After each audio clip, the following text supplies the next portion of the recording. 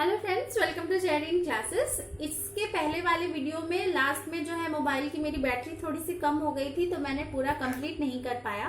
तो वो मैं लास्ट वाला पार्ट जो है वो मैं थोड़ा सा आप लोगों को रिकैप के लिए बता देती हूँ। जो 14A रूल हम लोग देख रहे थे, ऑर्डर 6 का रूल 14A, उसमें जो सब रूल 8 है उसमें कहा गया है nothing shall prevent the court from directing the service of a process. Address की बात हो रही थी, तो कोर्ट को किसी तरह से कोई पाबंदी नहीं है, कोई प्रिवेंशन नहीं है कि कोर्ट जो है किसी और एड्रेस पे जो है प्रोसेस को भेज सकता है। ठीक है, ये कोर्ट के पास पावर है। अगर कोर्ट को ऐसा लग रहा है कि थोड़ी बहुत रेक्टिफिकेशन से जो है एड्रेस सही हो जाएगा और वो पहुंच जाएगा जिसको एड्रेस किया जा रहा है, तो कोर्ट खुद से ऐसा कर सकता है। ठीक है, यही सब रूल 8 बता रहा है।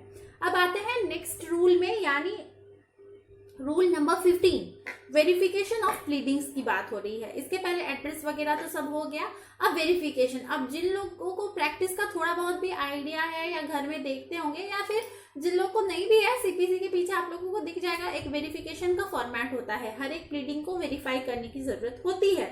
तो shall be every pleading shall be verified at the foot, एकदम नीचे। ठीक है, फुट में करना होता है। To the satisfaction of the court, court के सेटिस्फैक्शन के लिए। To be acquainted with the facts, कि जो साइन कर रहा है, वेरिफिकेशन कर रहा है कि उसको फैक्ट्स का एक्वेंटेंस है, वो फैक्ट के साथ वेल एक्वेंटेड है already. Person verifying shall also furnish an affidavit in support of his pleadings.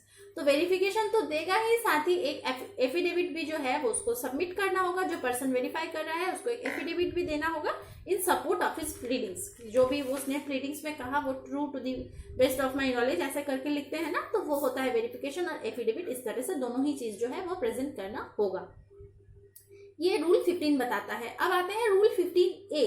उसमें बात हो रही है verification of pleadings in A commercial dispute. ठीक है, तो जैसे ही एक जनरल क्लॉज पढ़ेंगे, उसके बाद जनरली जो भी अमेंडमेंट्स है वो इस तरह से ऐड की गई है, जैसे 14A 15A, ये सब भी ध्यान रखिएगा।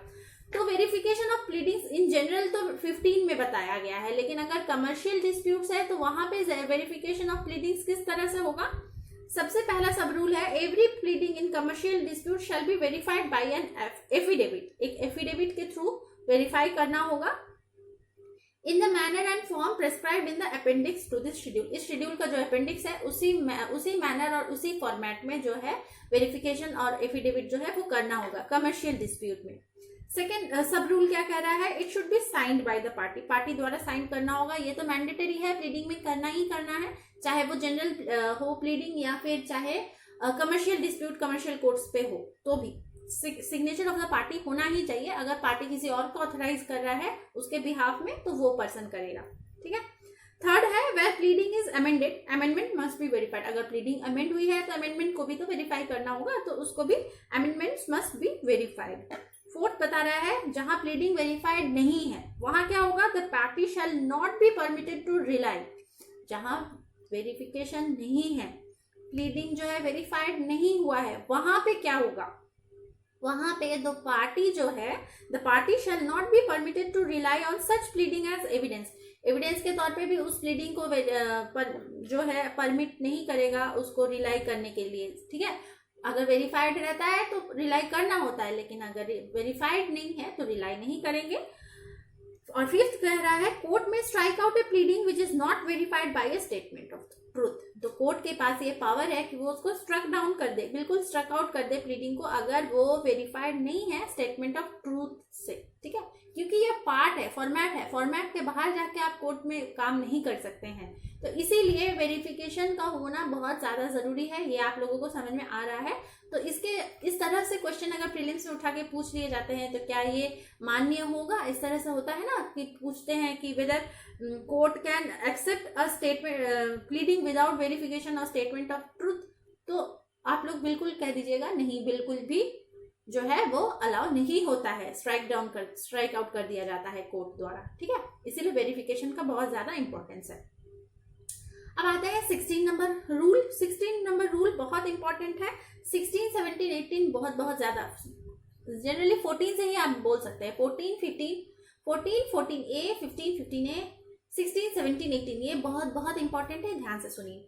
तो 16 में बात हो रही है स्ट्राइकिंग आउट प्लीडिंग्स। कब कब स्ट्राइक कर सकता है प्लीडिंग्स को, तो कोर्ट में at any stage of the proceedings order to be struck out और अमेंड एनी मैटर जहां पे विच में भी अननेसेसरी, जो मैटर अननेसेसरी है, स्कैंडलस है, लग रहा है कि स्कैंडल हो सकता है इससे, फ्रिवलस और वेक्सशियस है, तो उस सभी चीज में प्लीडिंग्स को जो है वो स्ट्राइक आउट कर सकता है कोर्ट।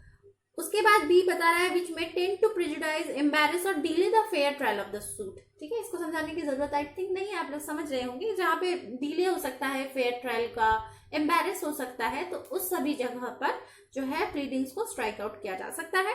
और सी बता रहा है which is otherwise an abuse to the process of the court, process of court को ही अब्यूज हो रहा है तो भी उस केस में जो है प्लीडिंग को स्ट्राइक आउट करने का पावर कोर्ट के पास होता है। तो 16 ध्यान में रखिएगा, तीन ऐसे सर्कमस्टांस है जहां पे स्ट्राइक आउट कर सकते हैं। सबसे पहला, जहां पे जो प्लीडिंग है वो जो सूट है विच में बी अननेसेसरी, स्कैंडलस और फ्रिवलस और वेक्सशियस। ठीक है, ये पहला हो गया जहां पे अननेसेसरी है, जरूरत नहीं है। उसके बाद बी बता रहा है जहां पे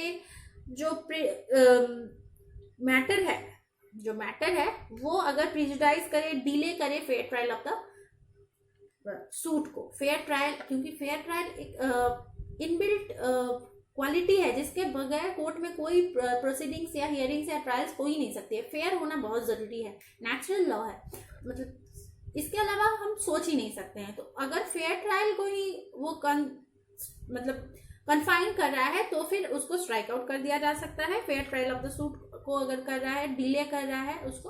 और थर्ड है which is otherwise an abuse to the process of the court, abuse अगर कर रहा है प्रोसेस ऑफ कोर्ट को तो भी जो है स्ट्राइक आउट कर सकते हैं। तो अच्छे से समझ में आ गया 16 नंबर रूल। अब आते हैं 17 बेहद इंपॉर्टेंट है। 17 है amendment of the pleading, amendment कर सकते हैं कि नहीं कर सकते हैं। तो जी हाँ, कोर्ट में at any stage of the proceeding allow either party to alter or amend his pleadings in terms which is just, अगर जस्ट है तो ही कर सकते हैं। And all such amendment shall be made as be necessary for the purpose of determining the real question in controversy. वो सब amendment अगर रियल क्वेश्चन कर रहा है कंट्रोवर्सी को लेकर तो वो सारे जो अमेंडमेंट्स है वो करना जरूरी है। ठीक है, जो कंट्रोवर्सी का रियल क्वेश्चन है उसी से रिलेटेड है तो फिर वो हो सकता है, जो कि नेसेसरी है, ठीक है, डिटरमाइन करने के लिए। तो वैसे अमेंडमेंट को जो है कोर्ट अलाउ कर देती है। प्रोवाइडेड, इसमें ध्यान रखिएगा, इससे भी बहुत क्वेश्चन बनते हैं। Provided no application for amendment shall be allowed after the trial has commenced. जैसे ही ट्रायल कमेंस हो गया है उसके बाद किसी तरह का एप्लीकेशन कि हाँ मुझे अमेंडमेंट करना है, कोई भी पार्टी अगर दे रहा है कि मुझे अपनी प्लीडिंग्स को अमेंड करनी है, तो ट्रायल होने के बाद, एक बार शुरू हो जाने के बाद वो नहीं हो सकता है। अनटिल एंड अनलेस ट्रायल शुरू नहीं हुआ है तब तक जो है अमेंडमेंट कर सकते हैं प्लीडिंग्स में, अदरवाइज नहीं कर सकते हैं। तो ये प्रोविजन है, इसको ध्यान रखिएगा, आफ्टर नहीं कर सकते हैं। आफ्टर कमेंसमेंट ऑफ ट्रायल जो अमेंडमेंट है प्लीडिंग्स में नहीं किया जा सकता है। 17 हो गया। अब आते हैं last of the rule, last rule of our order number 6 का लास्ट रूल है, वो ये है फेलियर टू अमेंड ऑर्डर। अगर फेलियर है अमेंड करने का ऑर्डर का तो क्या होगा, if not amended within the time.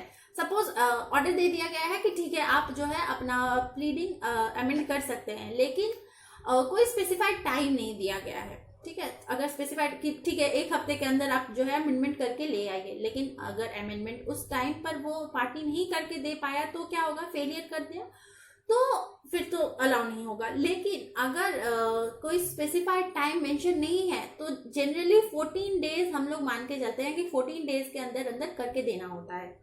अब मैं पढ़ती हूँ, सुनिए। If not amended within the time limited for the purpose by the order or if no time is specified in the order then 14 days from the date of the order.